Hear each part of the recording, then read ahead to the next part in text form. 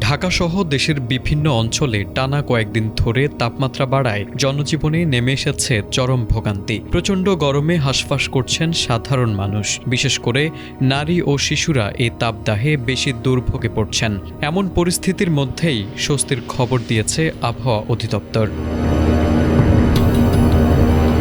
সংস্থাটি জানিয়েছে, শিগগিরই দেশের বিভিন্ন এলাকায় বৃষ্টি বা বজ্রসহ বৃষ্টিপাতের সম্ভাবনা রয়েছে, যা তাপমাত্রা কিছুটা কমিয়ে আনতে পারে।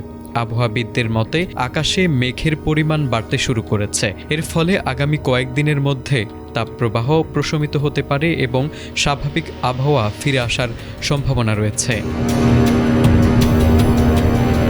আবহাওয়া অফিসের তথ্য মতে রোববার থেকে সারা দেশে তাপমাত্রা কমতে পারে। এতে বলা হয়েছে, লঘুচাপের বর্ধিতাংশ পশ্চিমবঙ্গ হতে উত্তর বঙ্গোপসাগর পর্যন্ত বিস্তৃত রয়েছে। এমন পরিস্থিতিতে আগামী ২৪ ঘণ্টায় রংপুর, ময়মনসিংহ ও সিলেট বিভাগের কোথাও কোথাও মাঝারি ধরনের ভারী থেকে ভারী বর্ষণ হতে পারে। এছাড়া রংপুর, ময়মনসিংহ ও সিলেট বিভাগের কিছু কিছু জায়গায় এবং রাজশাহী, ঢাকা, খুলনা, বরিশাল ও চট্টগ্রাম বিভাগের দু এক জায়গায় অস্থায়ীভাবে দমকা অথবা ঝড়ো হাওয়া বা বিদ্যুৎ চমকানো সহ বৃষ্টি বা বজ্রসহ বৃষ্টি হতে পারে। তাপপ্রবাহের বিষয়ে বলা হয়েছে, ঢাকা, মাদারীপুর, গোপালগঞ্জ, রাজশাহী, পাবনা, সিরাজগঞ্জ, পটুয়াখালী, রাঙ্গামাটি, বান্দরবন, লক্ষ্মীপুর ও ফেনী জেলাসহ খুলনা বিভাগের উপর দিয়ে মৃদু তাপপ্রবাহ বয়ে যাচ্ছে এবং তা কোথাও কোথাও অব্যাহত থাকতে পারে। এছাড়া সারা দেশে দিন ও রাতের তাপমাত্রা প্রায় অপরিবর্তিত থাকতে পারে।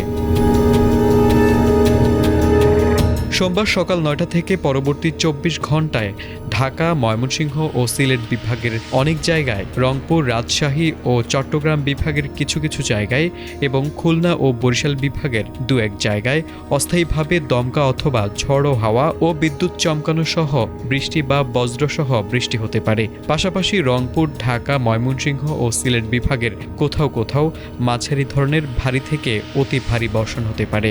এদিন সারা দেশে দিনের তাপমাত্রা ১ থেকে ২ ডিগ্রি সেলসিয়াস কমতে পারে ও রাতে সামান্য কমতে পারে। তারেক আজিজ, এটিএন বাংলা।